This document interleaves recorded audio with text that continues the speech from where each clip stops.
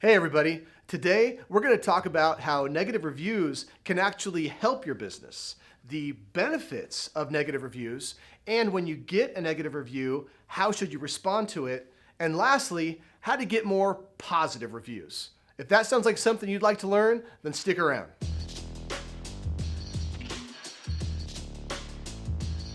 Dave Martin from Netra Media, and yes, it's true.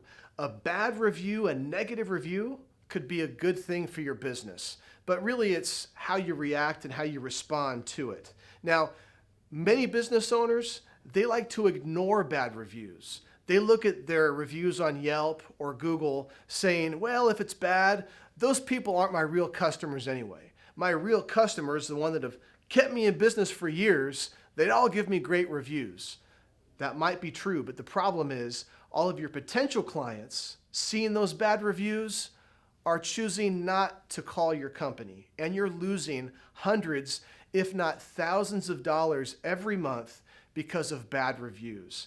And the thing is, over 86% of people, they trust online reviews. Like it or not, in today's day and age, people like to look you up and see if they should give you business. Now, back in, say, the 80s or the early 90s, if somebody referred a friend to your business, that's all it took. They'd open the yellow pages, they'd give you a call, you'd have a new client.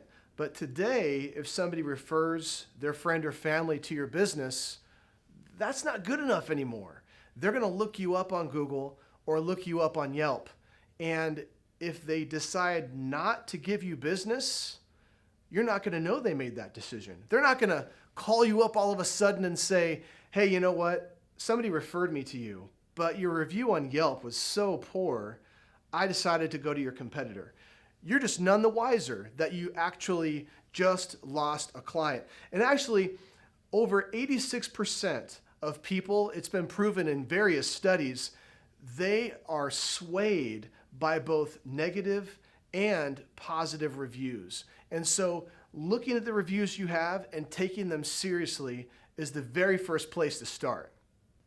So let me go ahead and give you an example or almost a horror story of how bad reviews can cost you literally thousands of dollars a month. And I'm going to obscure this particular attorney's name, but let's go ahead and take a look here at his Yelp page. Now what you're going to see is that he's got, out of 5 stars, he has a 1-star review. And as we scroll down this page, you're going to see there's many people saying, I should have never called him. I wished I would have read Yelp. Really scathing reviews. Sometimes people will leave a 1-star review and not give you any reason, or maybe they gave it for a different company and got you confused. And those sometimes you could disregard. But these are high quality negative reviews. And you'll see there's certain parts where the attorney is actually responding to them. But one of the responses in particular, they're trying to discredit Yelp by saying, well, Yelp actually only favors bad reviews and things like that. And whether Yelp does or not, that's fine. But it really makes this person look small, because the person that actually left the bad review, I'm sure they went to one of the many attorneys on Yelp with very positive reviews. So this is definitely not how you want your company to look on Yelp or on Google, because for this attorney, these bad reviews are costing him anywhere from $10,000 to $30,000 a month, especially because this particular attorney does a lot of advertising. And so people are seeing this Yelp page every day. What are the benefits of actually having a bad review? Well, the first is it helps to humanize your business. I mean, I'm sure we've all seen a business on Google or Yelp with 400 reviews or an obscene amount of reviews, and all of them are 5 stars. It almost makes you feel like, well, you probably have some kind of program in place, and somehow these aren't entirely real. Because here's the situation.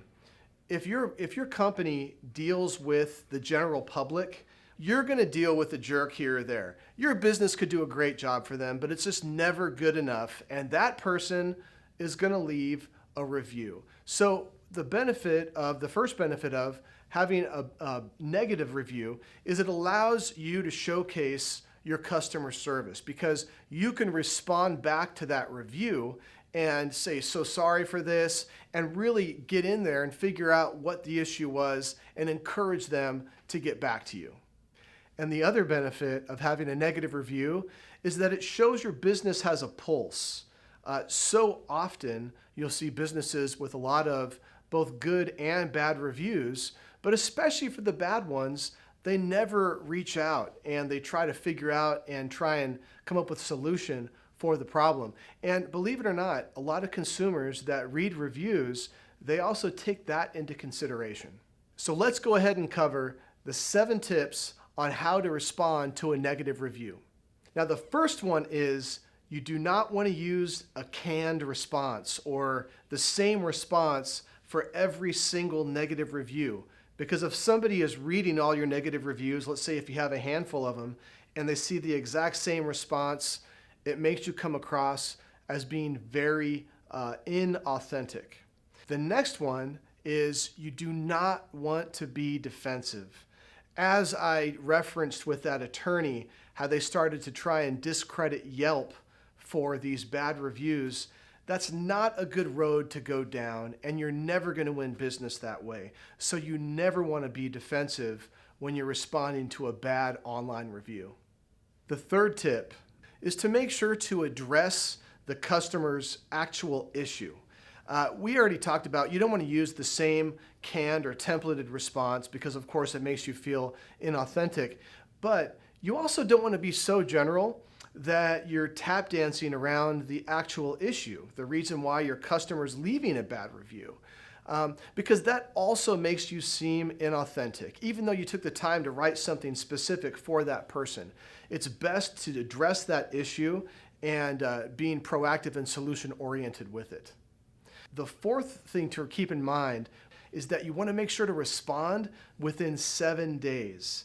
I've seen so many Google and Yelp pages that have numerous reviews, both good and bad, and especially with the bad reviews, they haven't been responded to in years. And actually, the attorney that on Yelp that I just referenced, if you looked back at some of those reviews they had, those had been bad reviews for years before they finally responded. And so you want to make sure that you're very timely on both good and bad reviews to either thank them for the good review or figure out a way to be solution-oriented with a bad review. The fifth tip for responding to a bad review is to have the business owner do it and not just some employee. I see this a lot where some business gets a bad review and the business owner, because they're so busy, they say, well, hey, so-and-so, can you respond to this? In other words, they're not assigning the level of priority that it should have, not really thinking this through that hundreds, if not thousands of people are going to see this response. So it's incredibly important that the business owner responds, because especially it shows how much you really care about your business, and people that are looking in your reviews, both good and bad reviews, will then make their decision based on that. The sixth tip is to run your response by somebody else before you send it. We've had a lot of clients in the past that read a bad review, and man, it sucks when you get a bad review. Because in a sense, yes, it might be against your business, but it's really hard to not take it personal at some level. And so you just want to justify yourself. And even if you've written it out and read it 10 times, and then you just send it off, oftentimes if a day goes by, you then look at it again and you might regret a couple things that you said in your response, and by then it's too late. So what you want to do is when you write out your response, send it to somebody that you think is very genuine, somebody that really kind of understands the human dynamic of when somebody's is feeling wrong, they need to be righted, somebody that's sensitive like that. I would make sure to give that response to them. Say, hey, read this really quick, and do you think this really represents us and a great response to them? that treats them with dignity, but also positions us being solution-oriented. And the companies that do this, they see a much better return from these bad reviews, actually creating business and new clients from them based on the responses. My last tip in handling a negative review is to make the most of the feedback that you get. So often, a restaurant owner will get 3 or 4 reviews of, let's say, their green beans within 1 month, and that, everything was great, but those green beans, they were horrible. Well, many restaurant owners will just disregard that when actually they realize, well, we went with a new supplier for all of our produce, and this is the 4th review we've gotten about the green beans. Maybe we should switch out the green beans. So many businesses don't look at this feedback, whether good or bad, as an opportunity to improve. So make a ton of use from all the feedback that you're getting from your clients. Okay, so hopefully by now you understand that online reviews are very, very important, and that getting a bad review is not the end of the world. Actually, it's a way that you might be able to gain clients as long as you're proactively and respectfully getting back to them in a solution-oriented way. Now, of course, if all you're getting are bad reviews, well, that of course is an issue. And I'm sure you're going to be getting a lot more positive reviews than negative ones. So let's talk about ways of getting more positive reviews, because the statistics show that people are 21% more likely to leave a bad review than a good review. Most of your clients, they would love to leave you a review if you just ask them. And that's the thing. Most business owners never ask. And so one of our favorite strategies that we've employed for many of our clients has resulted in some of our clients having over 300 reviews on Google, which is huge, not only for landing new clients, but also for SEO, search engine optimization. Google loves businesses that have had a ton of reviews, and they tend to rank those businesses higher in organic search rankings. So what exactly is this strategy? Well, it's taken us years to figure out how to help clients like this and scale it up. But what we've done, for an example, for a local personal injury attorney, is we've worked with the attorney's staff that when a client, one of their clients, comes in to get their check, they pass out a postcard. And on this postcard, it says, "Did you like working with us? If so, leave us a review on Google. If you can't do that, leave us a review on Yelp."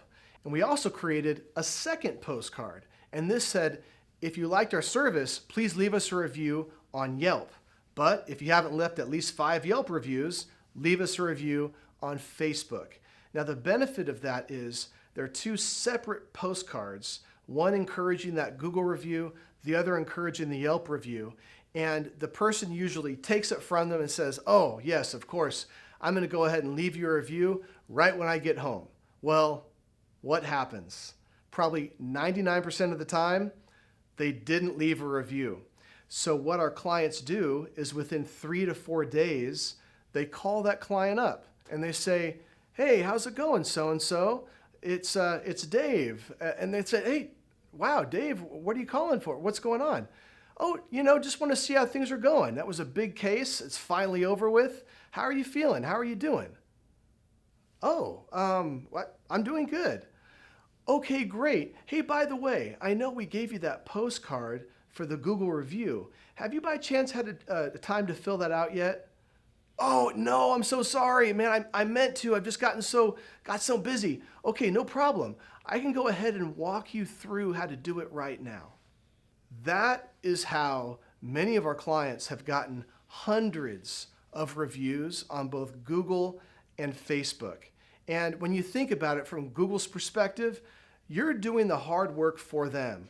Google is looking for businesses. When somebody searches for personal injury attorney, well, you're trying to show Google, if you're a personal injury attorney, that you're the best search result for that. So if you've gone to the trouble of getting hundreds of reviews within Google about your business, that shows Google that you are a relevant search result for those searches.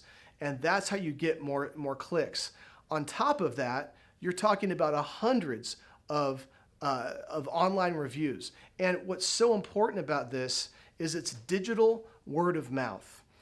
Word of mouth will always be the most effective form of advertising there ever will be, because people trust what their friends and family and even coworkers say about a business much more than what the business says about themselves. So not only is getting a lot of online reviews, both good and even some bad, very helpful, but it shows people that they could build trust and trust that, wow, this really looks like a good company.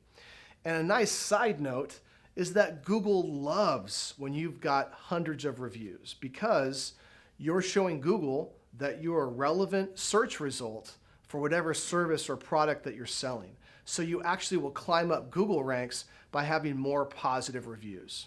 So I hope that you're not scared of getting bad online reviews. Actually, I hope that you're proactive and not only thanking people for good reviews, but also coming up with a strategy on how to answer specifically every bad review that you get. And you're gonna see that you're gonna get more business because of a strategy like this in place. Thanks.